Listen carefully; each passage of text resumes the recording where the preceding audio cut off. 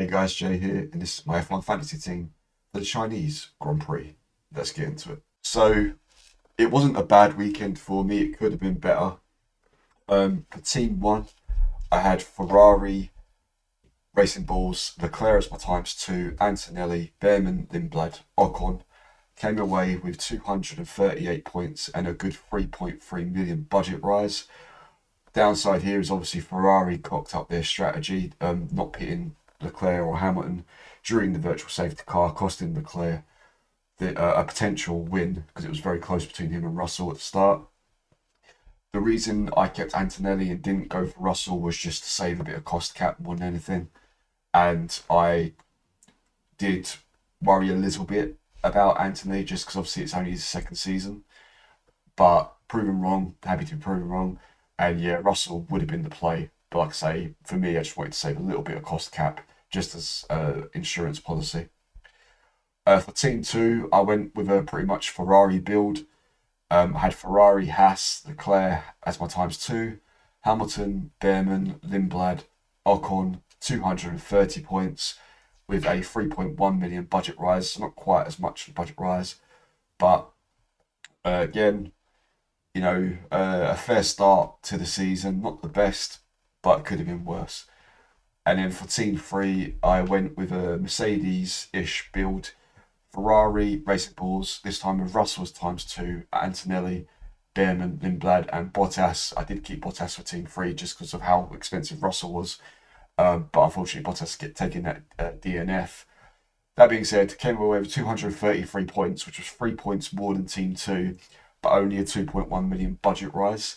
So they're on the back foot. Now, talking of the autopilot chip, I did try to look at the elite data, but unfortunately, you can see here no data available for the current season, showing previous seasons instead. So I can't show you the elite data for Australia in terms of whether how many people played the autopilot chip, unfortunately, at this time. So we move on to the budget builder. And for your tier A drivers, so just in terms of budget gains, if you've got Leclerc or Russell or Antonelli or even Hamilton, I think you're pretty much safe for a budget rise. Otherwise, Verstappen needs a point for a 0.1 or 17 for a 0.3. I would say if you are just focusing on budget, then I would probably look to Antonelli, Leclerc, Russell, or Verstappen. Hamilton might be a bit iffy when it comes to budget, but it's a sprint weekend, so more points up for grabs. I just wouldn't touch the McLarens more than anything right now, Norris and Piastri. In terms of the constructors, again, if you're just looking for budget gains, Mercedes, Ferrari, Red Bull, I wouldn't look at McLaren. But points-wise, I definitely think we're looking at it's pretty much a guaranteed. We're going to be looking at Ferrari, Mercedes team builds moving forward, and I think that's going to be the standard template at least until probably halfway through the season, which I'll get to when I get to the team selection. For the tier B drivers, your top picks for budget gains would be Behrman and Lindblad. They need negative points for a 0.2, 0 points for Behrman for a 0.6, 2 points for Lindblad for a 0.6. Bortoletto, was very impressed with him in Australia. He's another great asset for a pretty much a guaranteed price rise unless he DNFs. 0 points for 0.2, 4 points for 0.6. Otherwise, again, sprint weekend, some more points on the table, but otherwise, the closest, or the assets that need the least amount of points for a price rise would be Colapinto, Perez, Ocon. Personally, I wouldn't go for Perez in the Cadillac. I'm still not fully convinced on Colapinto, personally. I would probably stick with Ocon if you have him. If you have Lawson, he really dropped the ball at the start of the race in Australia. So I don't know how I feel about Lawson at the moment, to be honest. But I would say if you've got the Haas boys, perfect. Just bring in Lindblad or Bortoletto to go with Behrman and Ocon for that price rise. Gasly is another outside pick. He did do pretty well in the race, so 11 points, not out of the realm possibility, given the sprint weekend, but it would be a gamble. So like I say, I would go for Behrman, Ocon, and either Lindblad or Bortoletto personally. In terms of the BT constructors, if you've got Racing Balls or HAAS for a price rise, you're pretty much laughing, especially if you've got Racing Balls because they have a bit bigger threshold. Negative 22 for a 0.2 rise, negative 18 for a 0.6 rise, whereas HAAS has a negative 19 for a 0.2 rise, and negative 14 for a 0.6 rise. Otherwise, potential assets for a price rise, Alpine and Williams, but I wouldn't look at them. I would stick to VCarb or HAAS if you're looking at a BT constructor for another price rise. Which brings me to my team selections. Now, I am strongly considering Limitless for China. I didn't think I'd be considering Limitless so early on in the season, but I'm going to explain why. So hopefully this won't stick. So let's assume I do go with Limitless. It's a very, very easy choice. It's Russell, Verstappen and Hamilton, and the ×2 is out of Leclerc and Russell. Right now I'd go for Russell, and then of course we'd bring in Mercedes. The reason I'm thinking of Limitless for China is because this team just stands out above the rest. Mercedes and Ferrari are just way too dominant right now. And Verstappen, P20 to, I think it was P6. You know, I wouldn't be touching Norris or Piastri right now. Obviously, we haven't really seen what Piastri can do yet in a race due to his early DNF. But I just think this just looks too strong. It's very early in the season, and I get that. I don't feel very comfortable using my Limitless so early in the season. Last year I used it in Miami, where I got 393 points, most points I've ever got in F1 Fantasy.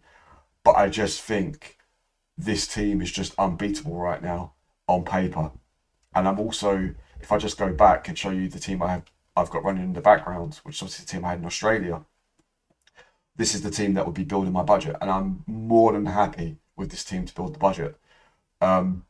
Otherwise, if I don't play Limitless, then I would be looking to try and bring in Mercedes, if possible. The trouble I've got here is to do that, I'd have to drop Antonelli. And that only gives me 4.3. So, I can't bring in Russell. Therefore, if I just refresh,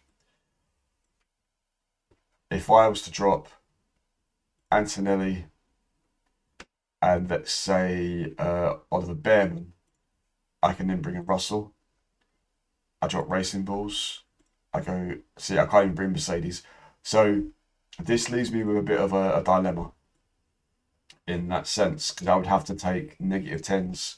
I'd have to take extra transfers to get a build that I want, which would be to bring in Russell. So those who have Russell and Leclerc already in their teams are probably laughing, although bringing in that extra, bringing in the Mercedes is the problem here. Because obviously we're a long way off from that 4A build. I don't dislike this team, but it would be, for me at least, out of Leclerc and Russell. Even if I was to drop Leclerc, I'm still too short on Russell. So I could drop, let's see. I would drop Ocon just because his threshold for a price rise isn't high. I could then bring in Russell. And then 6.8. I could bring in Colapinto. Not sure how I feel about Lawson right now. So it'd be Colapinto or Lawson. But that does mean I only have Ferrari and Racing Balls rather than Ferrari Mercedes. Just quickly for Team 2, I've got a Ferrari build going. I'm probably likely to keep the Ferrari build going just to kind of compare it to my Mercedes build that I'm building. Just to, see, I mean, I could, again, let's see, I could drop Leclerc. That only gives me Antonelli. So if I drop Hamilton, I could bring in Kimi. I could do something like that. That would be one transfer, which could be 3 transfers for Japan. So that's a possibility. The difference would be I've got HAAS rather than racing balls. Or I could drop Ferrari even. I can't get to Mercedes. So it would be an extra transfer to do that. Yeah, nah, that's no good. So probably likely to just stick with the Ferrari build, just see how it goes for the time being. And then with Team 3, my Mercedes build, unfortunately I wouldn't be able to drop Ferrari to Mercedes. I'd have to keep Ferrari in that sense. I would drop Bottas though. Let's see, who can I bring in? Who can I bring in? No one. I can't bring in anyone. So I'm a little stuck there with my teams. Let me see. I'll drop Behrman for a second. So this would be 2 transfers if I was to bring in, say, Lawson and Colapinto. But then I'm running a triple racing balls, which, whoops, don't know what happened there. I'd be running a triple racing balls, which would be the concern with this team. Where's he gone? So that'd be 2 transfers, something to think about with a triple, with a double Mercedes driver for our constructors build, but with a triple race ball. Something to think about. But like I say, for me right now, the Limitless is really on my mind. So let's talk about the chips. Like I say, I am considering Limitless, but it is a question mark. I need to see how I feel after practice and sprint qualifying. The other card I would consider if you really need to reshape the team would be Wildcard. Personally though, as you saw from me doing my own team selection, I don't think there's much room to maneuver with Wildcard. I could be wrong depending on your team. So those are the only 2 chips I'd consider right now. Final Fix will be available, but I don't know if I'd use Final Fix just yet. I'm kind of saving that for Monaco right now. Otherwise, I wouldn't touch Autopilot, wouldn't touch No Negative, and wouldn't touch extra DRS. Now, this brings me to my calendar chip strategy guide. Obviously, we've had Australia now. So like I say, again, considering Limitless for China. If not China, then possibly Japan and Miami. I've still got Final Fix down on Monaco at the moment.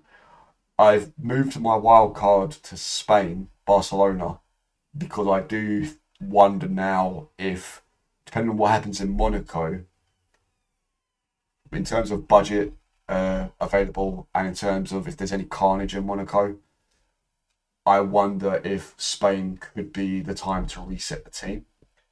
Especially by then, we should have some upgrades, hopefully.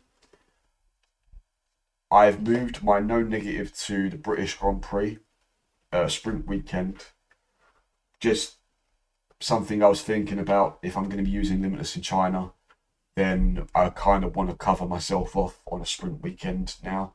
Originally, I had it in Baku because of it being a street circuit, but now I've got it on Britain. I've still got autopilot on Singapore. I did consider no negative for Singapore, again sprint weekend, but I think I'd rather keep autopilot on Singapore for now, and I have moved my 3 times DRS from Vegas to Kota.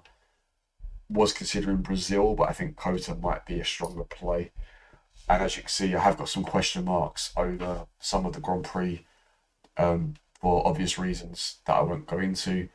But we don't know right now as things stand, or at least at the time of this recording, whether Bahrain and Saudi Arabia at least is going to be going ahead.